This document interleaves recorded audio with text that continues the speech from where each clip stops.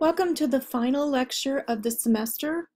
I like to do a recap of some of the important things that we've learned over the semester as kind of a reminder and reinforcement of some of the big issues, some of the big things that we've talked about during the semester. So we spent a fair amount of time on the reference transaction, which includes the reference interview along with helping people out to find the information once you've gone through the reference interview. But as part of the reference interview, we've talked about having a welcoming attitude, maintaining eye contact, asking neutral and open-ended questions, showing interest.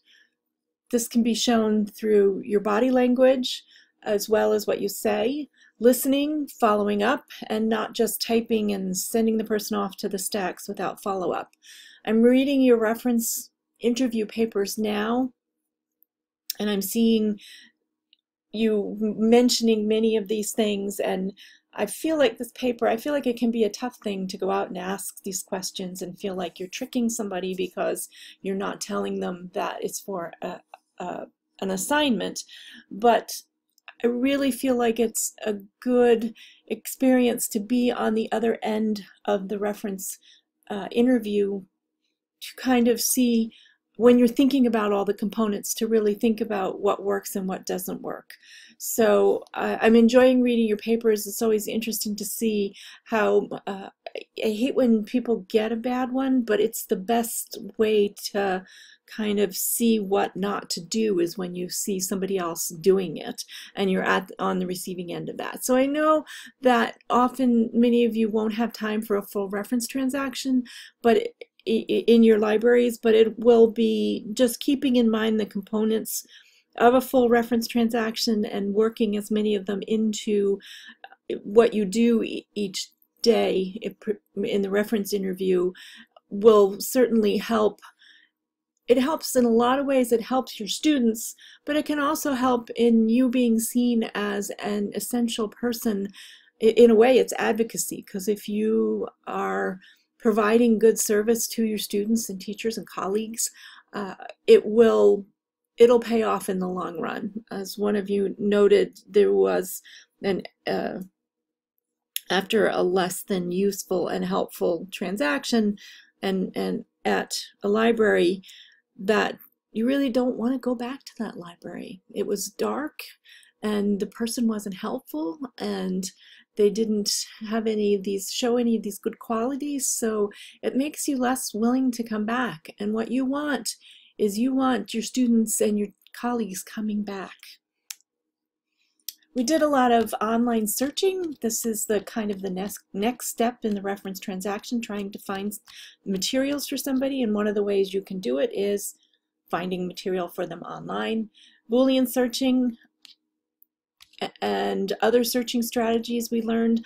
I tell you, the strategy I use the most often has to be quotes, putting quotes around a phrase.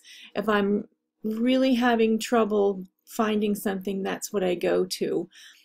It can really work. But the Boolean searching, the not can be really useful. It's good to know what Boolean is and how to do it.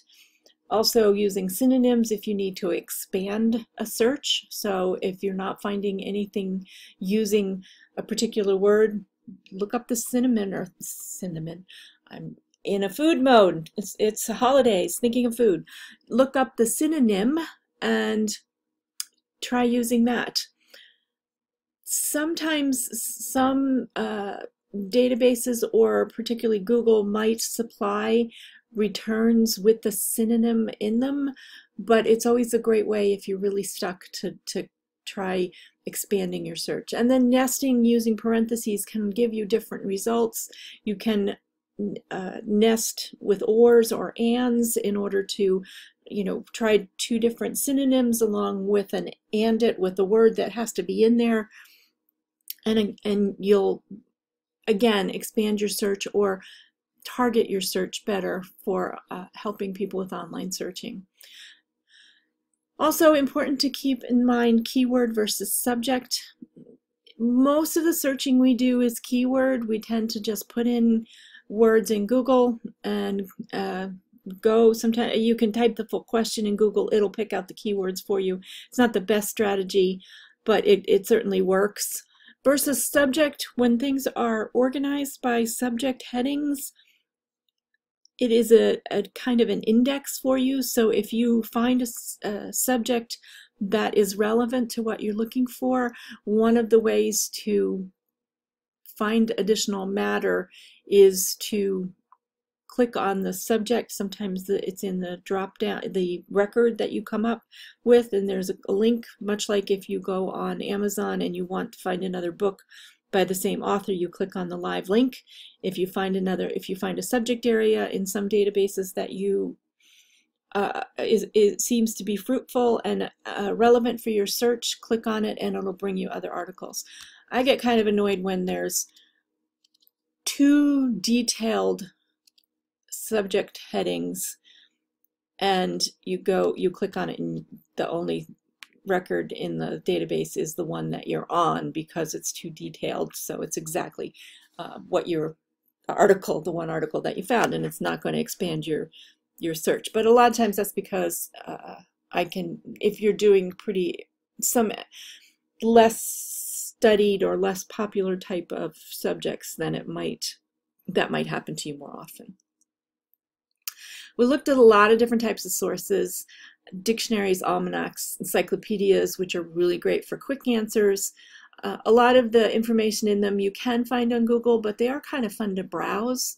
Some of you mentioned, you know, the reading the encyclopedia and how fun it could be just to read it for fun, just to see what's there. Some people browse. When we first got our first CD-ROM encyclopedia, because we did not have a full set of paper encyclopedias in the house. I know my husband spent a lot of time just going from topic to topic and browsing through it and having fun with it. There's biographical and geographical sources that can be useful for constructing lessons and helping students with research. Government docs, we found a lot of useful things in Library of Congress, NASA, other materials.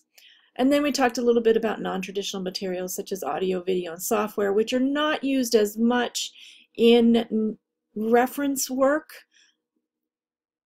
for answers, but certainly there could be some of these non-traditional materials that may work to help you find answers. Then we talked about human information behavior, and I know I gave you some pretty dense articles to read with this. I think it's an important theoretical background to have, to understand, or at least to be aware of. It takes a long time to understand these information-seeking models, but to understand that people study this, and that's how, in a lot of cases, it's how algorithms for searching are based on information-seeking models that they have, and understanding why people are confused sometimes or unsure of questions that they're asking when a student comes up and doesn't really know what they want to ask. Think back to anomalous states of knowledge and the fact that you don't always know what you want, and you have to go through an iterative process in order to get to even the question, not even the answer, but and the resources, but even the question that you're asking. We talked about imposed queries, which are going to be your bread and butter, basically, because it's an assignment given by a teacher to a student. So it imposes different strictures on how people go about doing research and asking questions, because they might not understand. On top of being uncertain, that we just talked about, they also might not really even understand what they're supposed to be looking for. Designing reference services, these information-seeking models have a lot of impact on how reference services are designed, and you can think about them in terms of how you might change your reference service and how you provide services based on what you're seeing your student needs to be. Some limitations that students face in the information seeking process that it's good to keep in mind is not knowing the terminology. We all face that to some respect when we are researching a new area that we don't know much about. Almost every area has, every subject, every topic has some terminology that is specific or used in a specific way in that topic that you might not know. So on top of just students not knowing a lot of words and having a big vocabulary, there are special vocabulary that's particular to a topic that they are investigating that puts a double burden on them. Spelling can be a problem. Now, Google likes to fix our spelling, which is kind of nice. If you're in the ballpark, it'll tell you, it'll give you suggestions for looking up. Not all the databases do this, and so it can be difficult if you don't know how to spell a word. It's like when people used to tell you, you used to ask how to spell a word, and they'd say, go look in the dictionary. This happened when I was younger. Go look in the dictionary, and you're like, well, I don't know how to spell it. How am I going to look it up in the dictionary if I don't know how to spell it? And it's the same for doing searches and trying to find resources, and especially in an imposed query, maybe not knowing even what the word, really understanding what the words mean or how to spell the words that somebody's given them, and not coming in, of course, with the paper, with the sheet that the instructors handed out. And of course, the knowledge of the tools. We assume that the born digital generations automatically will be tech savvy, but they are tech savvy in a limited manner, and they may not understand beyond Google how to use tools such as databases or other kinds of tools which will help them find information and do presentations. We talked about evaluating reference material, websites, choosing appropriate material for your library, evaluating databases, and also weeding as an important way to keep your collection current and useful, and keeping material that if you were coming into a library and picked something off the shelf and went to evaluate it, it would still be appropriate for your library. Talked about legal and ethical issues, including copyright, privacy, understanding that your students have a right to privacy when it comes to what they're researching. So you shouldn't be sharing their topics or particularly their personal research topics. If they're coming in and looking for information on whatever is personal to them, you can gain there's privacy issues in that you're not supposed to share that, and it also gains their trust if they feel like their privacy won't be violated. Rights of access to material, all kinds of material. Ethically, we should be trying to provide access to a wide range of material and provide access equitably to materials that are useful to a diverse student population. We looked at the ALA Code of Ethics. We talked about censorship, which is another aspect of the rights of access to material. They have a right to material that is not a right for us not to hold back material through censorship. Fair use is a tricky topic that I'm sure you've discussed before as teachers, and we went over I gave you some websites particularly to use to determine fair use, and also we talked about the complexity of copyright, and it is a complex topic, but it's worth knowing about so that you don't get into hot water for using material that you do give credit to the people who created this, and that if they don't want it used and distributed widely, that you don't do it. Talk about information literacy and instruction can be part of the reference transaction as you are going through the reference interview and helping them find sources. One of the things to do is to show them basically show your work, show them how to do it. If there's time, there will be times when this may not be particularly doable because of crowds, because of the individual needs more time than you have. But if you make a habit of modeling, that's the best word for modeling what you're doing, it will increase their information literacy in that they are able to know what they need, find the resources, and evaluate the resources and present them. So it can also be formal instruction, and this is a great way for collaborating with teachers because you can offer to help them with students finding resources and give formal instruction to their students on a variety of topics that will help them get through a research project, paper, whatever.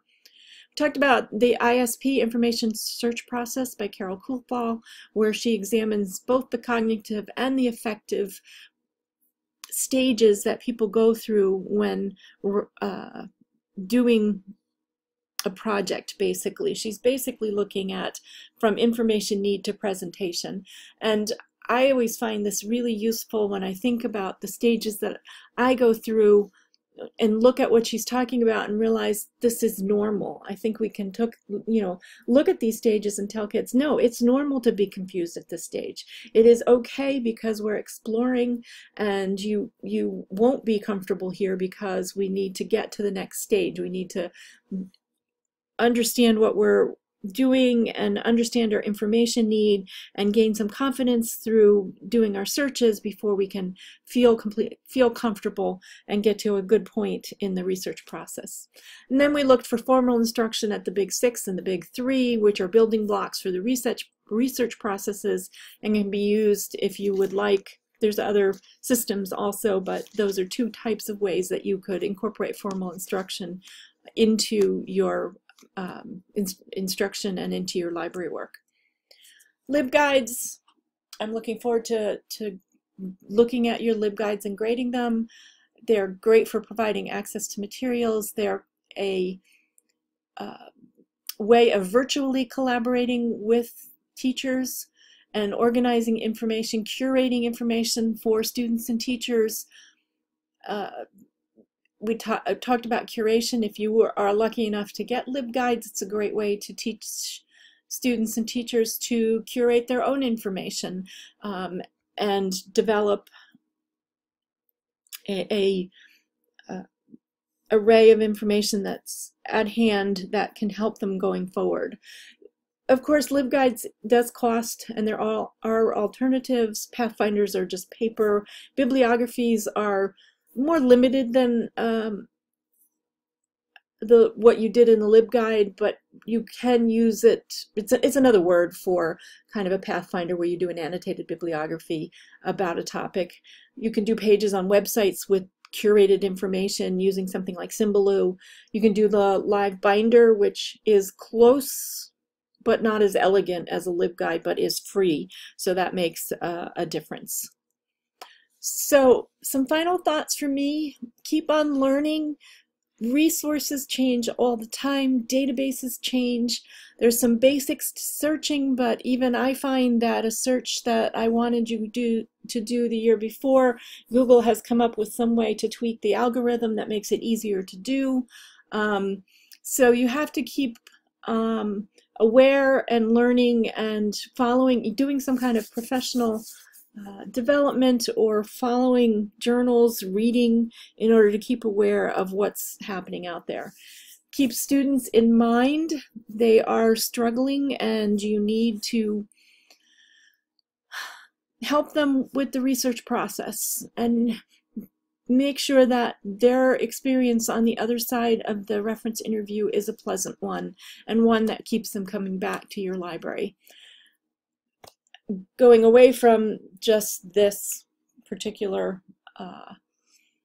course, I want to remind you to save all your assignments for your ePortfolio. It's something that you will do in field experience, and things like the LibGuide and the reference interview paper will be useful to have in order to, what you have to do in the ePortfolio is demonstrate assignments that you've done that meet the standards.